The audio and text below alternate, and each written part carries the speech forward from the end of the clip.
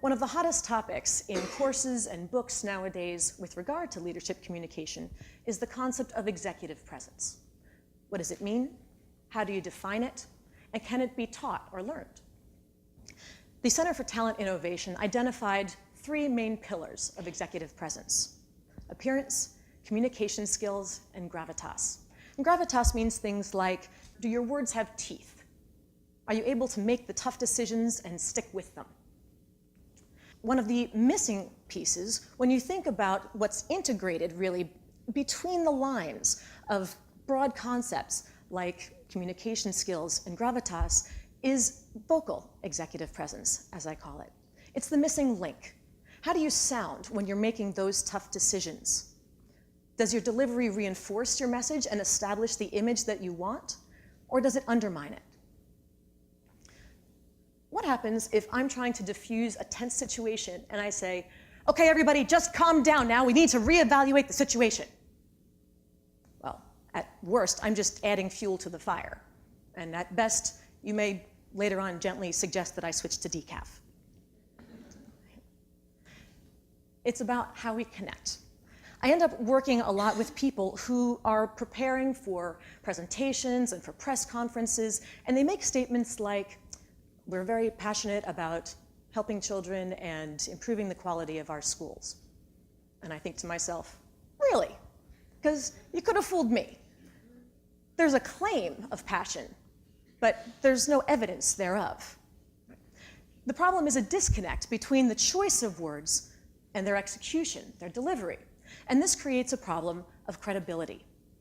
Now, there's a historic and seminal study that looked at feelings and attitudes as a result of the consistency or inconsistency in verbal and nonverbal messaging cues.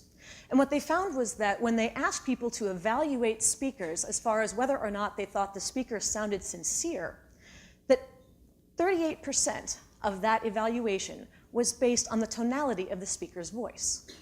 Tonality being things like the ups and the downs in your intonation patterns. In contrast, only 7% of those decisions were based on the speaker's words that they chose. And the remaining 55% were looking at nonverbal cues, or based on nonverbal cues like your posture, your eye contact, etc. Now, this is a study. We have to be careful because lots of people love to misquote it. And you'll hear people make grand statements like, well, 55% of all communication is nonverbal. That's not remotely accurate, and it's not what the study was talking about. But what we can take from this study and a lot of subsequent research in the area is the importance of sounding credible. Now, I'd like you to think about this in the context of how you personally prepare for some sort of presentation. Do you spend 38% of your time working on the delivery? Well, if you're like most people, you probably spend the vast majority, if not all of your time, working on the content, your outline, your script, your PowerPoint slides, making sure you've got cool graphics and some snazzy animations, crunching your data to put into your spreadsheets. But then after all that work, we sort of wing the delivery, hoping it'll be good enough. And in the end, that's just comparatively weak. And it can undermine both your immediate goals and objectives, as well as your long-term image and reputation. The fact is, if you want to be seen as a leader, you have to sound like one. You have to demonstrate vocal executive presence. Now, part of vocal executive presence is the ability to read an audience and identify the kind of person from whom they would be most open to receiving your message, and then figure out what that kind of person would sound like. Now, to an extent, we're all born with the voice that we have, but we do have a lot of control over how we use it. Margaret Thatcher is a great example thereof. She was the first woman in British Parliament, and she was overtly mocked by a lot of her opponents with phrases like, "Methinks the lady doth screech too much," because when she was passionate in arguing certain points, her voice would go higher and become rather shrill. So when she decided to run for prime minister, she worked with a tutor from the National Theatre who helped her to lower her pitch in order to sound more authoritative. And this is really important because the voice has both cognitive and emotional effects on the listener. Let's start with the cognitive. We talked about tonality, that 38%, the highs and the lows in your voice. And if we use this strategically, we can actually help the listener to focus on the most important words and parts of the message, which makes for a lighter processing load and helps them understand and potentially remember what we're saying. And this can have a persuasive influence. When we listen to speech, we process it in what are called tone units or chunks. And we start first by fixating on the intonation pattern and anchoring what we listen to where those highest peaks are. And then if necessary, we allow our imaginations to sort of fill in whatever's in those lower sound valleys. An example of this is in song lyrics. Now, we've all had the situation where we've been singing along to a favorite song, and suddenly we realize that, or perhaps somebody else not so gently points out, that we've been singing the words wrong. Have you ever been there? A lot of nodding. There's a classic song, What a Wonderful World, by Louis Armstrong. I think everybody knows this one. And in it, there's a line that talks about the bright, blessed day and the dark, sacred night. But when I was a kid, I thought the line was, the bright, blessed day and the dogs say goodnight. Now, does this make any sense whatsoever? No. But I accepted it, in part because, first and foremost, it matches those intonation patterns, and it also matches at those pitch peaks, the vowels, the syllables that are up at the top. And then in the parts that were less salient, that were less emphasized in those pitch valleys, I let myself make up the rest. This also reflects why effective speakers, when they're speaking, will emphasize the most important words with higher pitch. Now, tonality, if we use it strategically, can have a good influence on our very first impressions in attempting to establish ourselves as leaders from the moment we meet somebody. It's really important, of course, to make a good, strong, memorable first impression. But this is difficult when a lot of people feel like they're not even good at remembering people's names. You ever feel like that? Well, I'm going to absolve you of about half of that blame. And that's because when most people introduce themselves to you, they pronounce their own names wrong. Okay, well, technically maybe not wrong, but they pronounce them in a way that uses a rhythm and an intonation pattern that does make it more difficult for you to understand what they're saying. And by the way, I absolve you of only half of that responsibility because the other half of the time, you're the one introducing yourself to somebody else.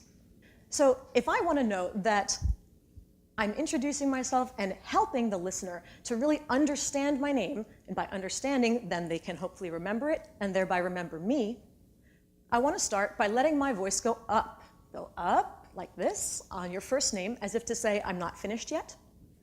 And then at the top, we'll have a little break, that little pause that will allow for a sound break to indicate a word boundary. And then on our last name, we want to go down.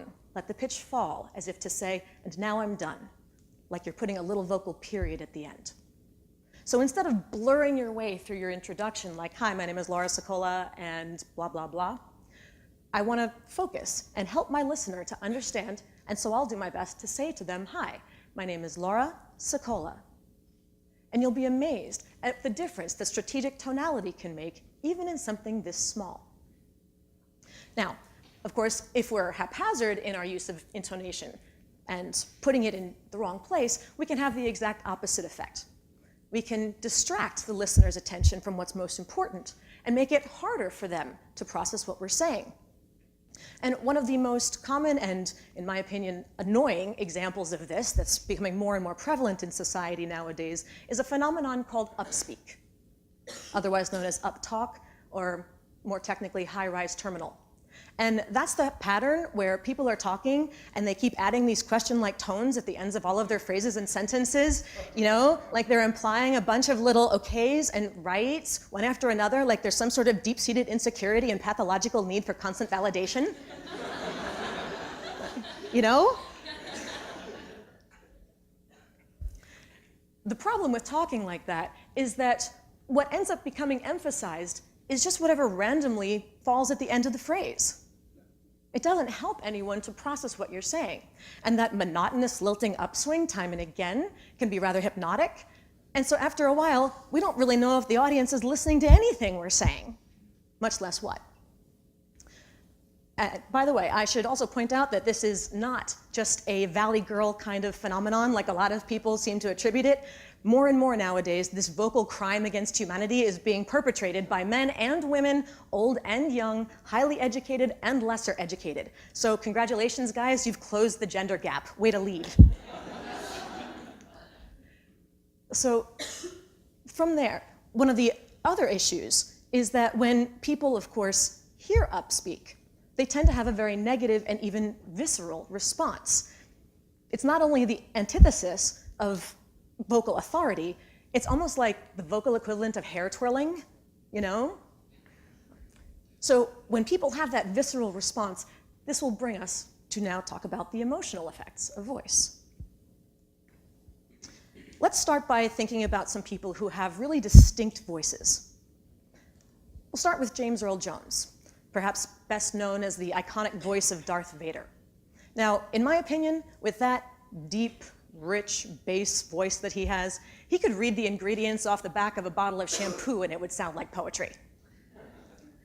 But he probably would not have been as successful if he had tried to play the role of Elmo on Sesame Street. Right. You know. What about someone like Fran Drescher? With that completely unmistakable, whiny, nasal voice right out of Queens, New York. Right. She was great on TV as the nanny, but she probably would have been less successful as Darth Vader. Right. Can you imagine her standing over Luke Skywalker saying, "Luke, I am your father"? It just so doesn't work. Now that's a great voice for comic relief, but it's not necessarily the voice that you want to encounter when you're looking for a funeral director. It's all about context. In the funeral context, you're looking for someone who sounds sympathetic, who sounds compassionate, who sounds like you can trust them to take care of you and your family during your time of greatest emotional need. And the problem is that when we find someone who has a voice that we find unpleasant or somehow that seems to lack the characteristics of the kind of person we're looking for, doesn't sound like that kind of person, we can tune them out. We can sort of shut down, and we don't even want to hear the rest of the message, no matter how important the information is. Subconsciously, we really want the messenger's voice to fit the message. Now, does that mean that vocal executive presence is about acting? No, on the contrary, it's the exact opposite. You have to be authentic. You have to be yourself, but the key is to recognize which parts of your personality need to shine through in a particular moment and how to transmit that through your voice and speech style. Now, you're listening to me here today in part because the way that I'm presenting to you makes sense to you and will match your expectations for what a TED Talk speaker should sound like. But I can't use this same speech style when I'm talking to my 3-year-old nephew. Right? He'd wonder what happened to Aunt Laura because I don't sound like fun anymore, and he'd probably stop playing with me. But at the same time, I can't come here today and talk to you in the same way that I'd talk to him. Can you imagine if I started by saying, "Hey everybody, I got a great idea. Let's talk about vocal executive presence." You'd be like, "Are you kidding me? Who is this nut? What can she possibly know about leadership or executive anything? And for that matter, who invited her?" Right? And by the way, it was them. So I call it working your prismatic voice. In the end, I'm not acting. It's just a matter of recognizing and being aware of the two audiences' different needs and expectations, and then identifying which parts of my personality I want to let come through and how, in order to ensure your openness to my message. And with regard to the notion, the metaphor of the prismatic voice, in many ways, in the same way that white light will pass through a prism and break into all the colors of the rainbow that make up that white light, when the white light of your personality passes through the prism of some situational context, you need to look at all of the colors that are available, all the different parts of your personality, and decide which one you need to highlight in the moment and how, in order to be most effective and appropriate for that moment. And if you can figure out how to do that successfully, then you can create your own unique and authentic sound of leadership. Thank you.